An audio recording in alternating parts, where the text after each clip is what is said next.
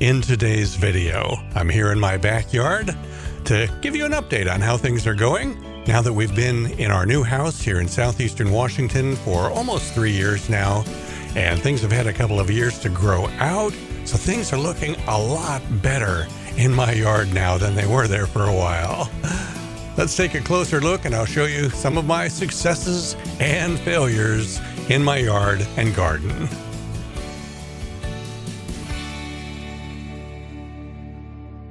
Our house sits on a half-acre lot in this 3-year-old subdivision, just a short distance from the Columbia River here in southeastern Washington. A half-acre gave me a lot of room to build the backyard of my dreams, with the centerpiece being a big lawn where we can play with our Cocker Spaniel, Carly, and have plenty of room to throw balls for her to chase, to exercise her and to tire her out a bit, because the best behaved Cocker Spaniel is a tired out Cocker Spaniel. In a line down the center of the lawn, I planted 4 red point maple trees as soon as we moved in here, a little less than 3 years ago. Here's a photo of what a fully mature red point maple looks like, and you can also see the brilliant fall coloring. Imagine my trees that size someday. When we're sitting out on our patio, or if we're soaking in the hot tub, this is basically the view we see.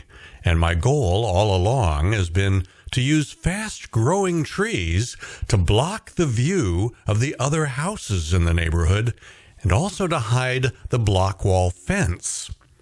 All I want to see when I'm sitting on my patio or in my hot tub is greenery, not other houses. As the trees grow a little more each year, I get closer and closer to that goal. To really appreciate how things have grown, check out this video I shot in July of 2021. Here's how all those trees along that block wall fence looked just 2 years ago. And here's the current view in May of 2023. Things are definitely looking a lot better as everything has grown. A key part of my landscaping plan has been the use of Amur Maple trees. It's an unusual type of maple because it grows more like a bush than a tree. A traditional maple tree has one central leader and everything branches off from there. But an Amur maple has multiple branches shooting up from the ground. That makes it much more wide than a traditional tree, which helps to block the view of the block wall fence behind it. Also, Amur maples only grow to about 25 feet high, which is perfect for where I have them. But the main selling point for Amur maples is how quickly they grow. It's one of the fastest growing trees in the world. Here's a video I shot just after I planted my Amur maples in April of 2021. You can see they were maybe a foot high when I planted them. And now, in just 2 years, look at them now. That's incredibly fast growth, which is exactly what I wanted.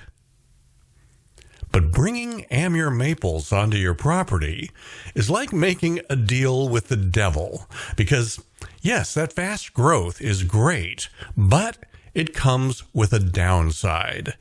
Amur maples drop a ton of seeds, and after those seeds hit the ground, they sprout.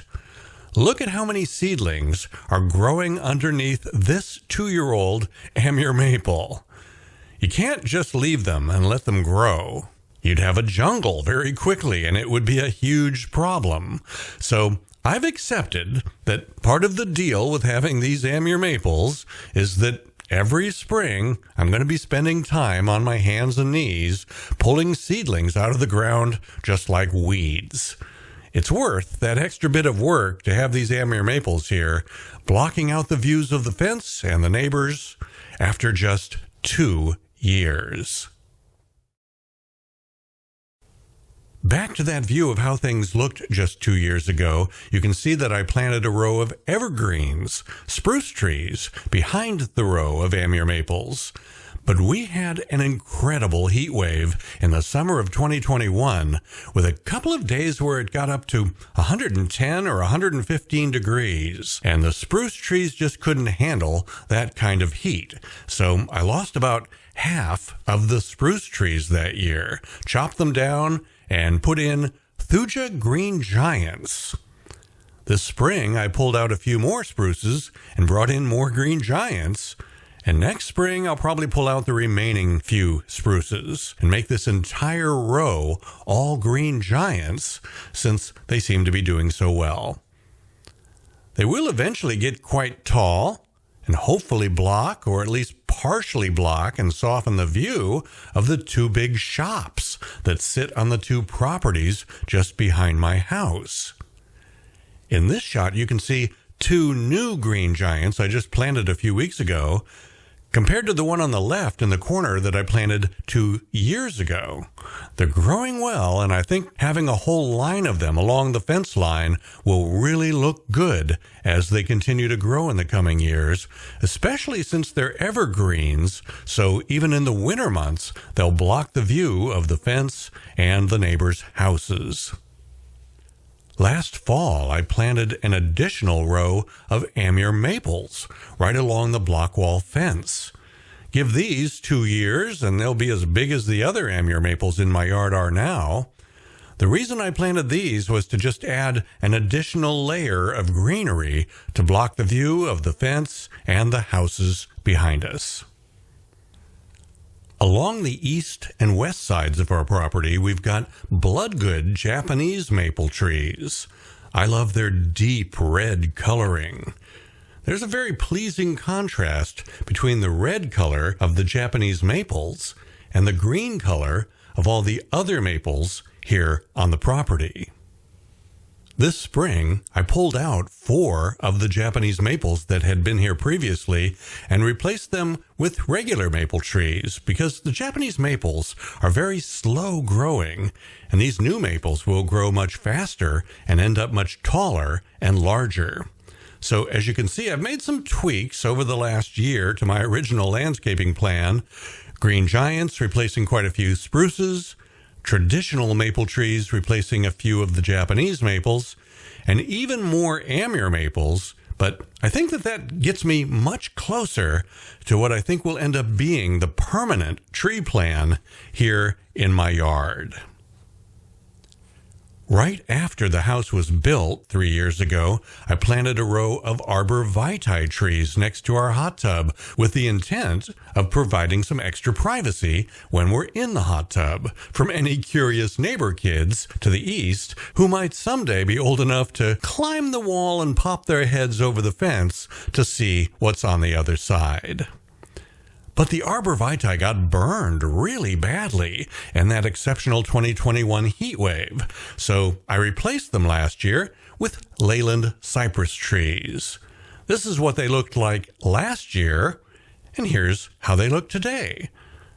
They grew a lot in just 1 year. Leyland cypress trees, if you just let them grow, will become huge. Look at the one on the right side of the driveway at this house not far from here. But if you plant them closely together like I've done, and if you trim them like a hedge, which is what I plan to do, I think they'll do a great job of providing privacy for our hot tub. Speaking of hedges, this is a hedge of privet on the west side of our house. I bought inexpensive bare root privet over the internet 2 years ago, and they have really grown, taller than the block wall fence already. This has definitely been a success. Let's go out to the front yard to look at another successful item that I bought very inexpensively over the internet about 2 years ago. This is creeping red sedum, and I really like the way it softens the look of the border between my front lawn and the rocks that they've landscaped this entire neighborhood with. When I first planted the sedum 2 years ago, the little sprigs were so small that you could barely see them. But look at how it has grown in just 2 years. Right now in the spring, it's mostly green, but here's a video from last summer. In the summertime, it develops red flowers on top. Something new in my front yard this year, adding a nice splash of pink to the yard, is this creeping phlox. This will grow and expand out to the sides quite a bit over time, and I think having this splash of color out here adds a really nice touch to the overall look of the front yard. This is a shot from a year ago of the Japanese maple that was planted in a shady spot to the left of our front door. And unfortunately, I accidentally killed that Japanese maple from overwatering. So here's a look at the current situation. Where that Japanese maple used to be is a new maple. I know it probably looks to you like it is a Japanese maple, but it's not. It's an Amur maple, but a completely different variety of Amur maple than the ones in my backyard. I love the way it looks out here next to our front entryway. Another success out here in the front yard are these guys, known as a burning bush, because they turn bright red in the fall. After 2 years here, they finally seem to have settled in. They're doing very well now. I'm having a little trouble with the azaleas and rhododendrons in my yard. They also do not like being overwatered, something I learned the hard way. But these look pretty good now, and I hope they'll do better now that I've figured out not to drown them. Now let's head over to a part of my yard where I spend a lot of time. This is on the east side of our house where I built these 3 raised beds. In the raised bed closest to the house, it's just plants that my wife and I like to look at. Pretty plants like alyssum and marigolds, and around the edges, pansies. They all drop seeds like crazy, so we never need to buy these again each spring. They just pop up from the seeds they dropped last year. All I have to do is pull out the ones that pop up where I don't want them and transplant them over to the places where I do want them. My wife and I both like coleus a lot. It doesn't look like much now. They're just getting started this year, but a month or 2 from now, these should all be quite a bit larger, and they should fill in this entire area. In the center raised bed, also just getting started, tomatoes and peppers, both bell peppers and hot peppers. Also onions. They grow really well here. We had so many onions last year, we were giving them away to the neighbors. And then my personal favorite, strawberries. They love to grow in this spot. It was so successful last year, and I can tell it's going to be a repeat of that success this year. The first ones are just starting to turn red right now. I like to pull them off the plant and eat them right here while I'm out puttering around in the garden. But also, I like to put them on top of ice cream or blend it into a shake. I just love being able to grow strawberries out here. These are Amur Maple seedlings that I pulled out of the ground from underneath my Amur Maple trees in the last few weeks. Most of the ones I pull out of the ground I just throw away, but I'm saving about 20 of these that I'll nurture until they're big enough to give away to a neighbor, friend, or relative. Here's some that I saved from last year that have gotten big and healthy, and I've transplanted them into bigger pots, and these are now ready to go if I happen to find anyone that wants them. And here's something new this year. I discovered that my Japanese maples also drop seeds, just like the Amur maple trees do. So I'm saving every Japanese maple seedling that I find underneath my trees, and I'm going to raise these too. I've got about 50 of them, and I bet I'll have no trouble giving these away when they get bigger. Everybody loves Japanese maple trees. The question is, how many years is it going to take for these seedlings to grow big enough to be ready to go into the ground at a friend or neighbor's house? I'm guessing it's going to be a few years, since Japanese maples grow fairly slowly. This raised garden bed on the right side has got apple trees in it, as well as lilacs along the wall. Here's a picture from a few weeks ago when both the lilacs and the apple trees were blooming. It sure was pretty. Now, this is a video from 2 years ago. I want you to notice the size of the apple trees in this shot. And now here's the current view again. Look at how much those apple trees have grown in 2 years.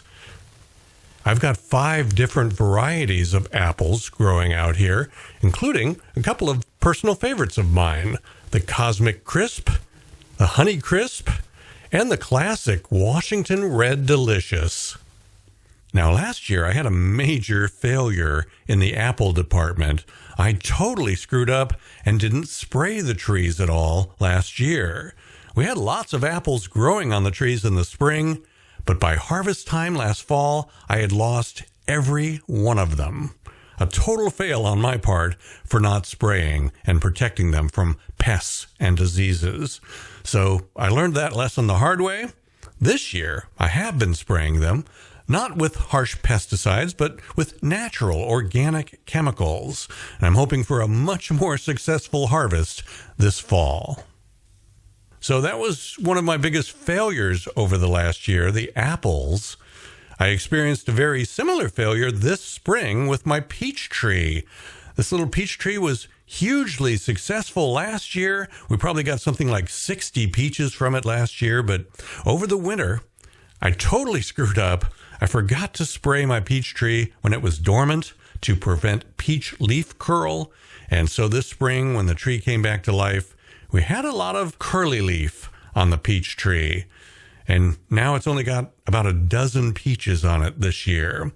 So that was my mistake. I will not make that one again. The importance of spraying the apple trees and the peach tree. It's called learning by failing.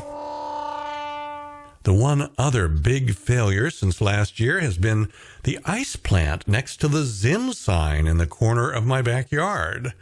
This is what it looked like last summer. It was doing so well then, and for some reason it just didn't recover from the winter very well this year. A year earlier, it bounced back from the winter just fine, but not so much this year. Well, there you have it, a look around my yard here in May of 2023. I had a blank slate to start with. We bought an empty dirt lot back in 2019. They built the house in 2020, and we moved in that September. I came up with the custom design for the cement path circling the yard, and we had pros drop the lawn in for us, but everything else you see in my yard these days, I did all of that myself. It's been a very fun project, and even now that it's mostly done, I still spend hours and hours just about every day, spring, summer, and fall, puttering around in the yard and working at making it beautiful and keeping it that way. I've been making these yard tour videos each year for the last 3 years since we moved in here to our dream house in southeastern Washington. If you'd like to watch any of those videos from previous years, you should be seeing links up on the screen right now that you can click on to get there. I'm Jim Zim. Thanks for watching.